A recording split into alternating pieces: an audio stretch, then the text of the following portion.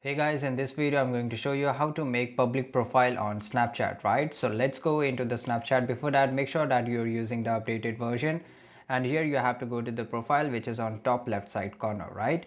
And here you can see that my account is already public, but how I did it. So you have to click on the setting icon which is on top right side corner, and after that you have to just go to your privacy control and all that. So here you first of all select this send me notification. You have to select everyone, okay?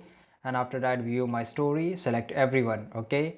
And after that you have to just go up, and here you have to select for the notification, just enable the notification, and that's it guys. After that you will able to see, and also here see main quick add, just click check on this, right?